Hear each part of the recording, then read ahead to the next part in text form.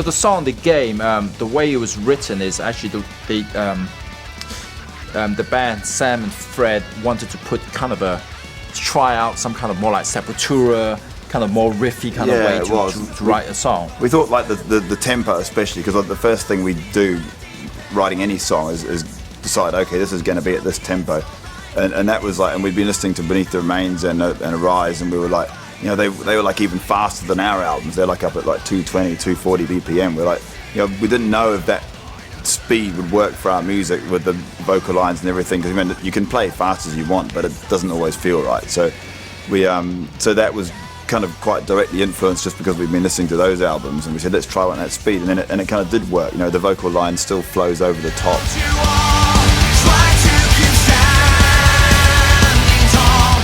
When you watch the video and listen to the lyrics, it's quite self-explanatory. It's like basically just about the video clip is one guy in particular who's got a problem with his life, and he's like, you know, pretty down on his luck, nothing's going right. And but when we were writing the lyrics, it can relate to anyone as well. It doesn't have to be just the guy in the video. We were thinking, well, you know, it's just like anyone who's sort of going through a crappy time, but like it's kind of got it's almost like a positive message at the end anyway. Like when he gets to the end of the chorus, it's kind of like, you know, everything sucks, but it's like, you know, there's a positive ending basically. Yeah.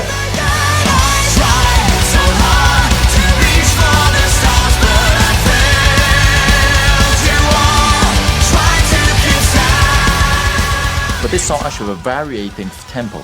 The tempo is not like a click, just continuously throughout the song.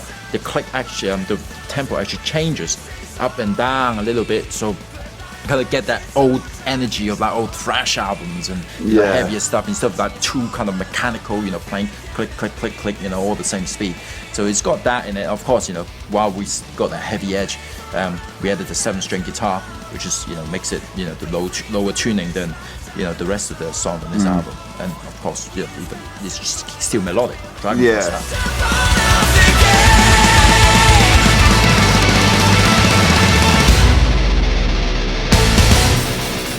On this song, we said, let's try and force ourselves to play over it, just a kind of unmelodic, if you like, thrash riff, and it actually made us play quite different sounding leads, because you can't do your old techniques of like major minor scales or whatever. You kind of forced us to do some new things on that, which is kind of cool, I think. Actually kind of gave you more room to play notes outside of the diatonic or pentatonic scales, exactly. because of the way the key and the way it changes. So yeah, very cool. Yeah.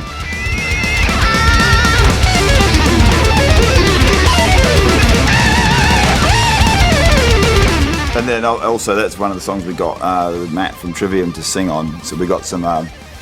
We always had we've had kind of death metal, black metal, whatever you want to call it, vocals since Inhuman Rampage. We had that in the background or something, and we thought this time, let's get someone to actually sing in between Mark's lead lines, and so you can actually hear him really well and loud, and it's turned out pretty cool, right? Yeah, Matt had the perfect voice that can do all those different things and fit in with the music we've done on this.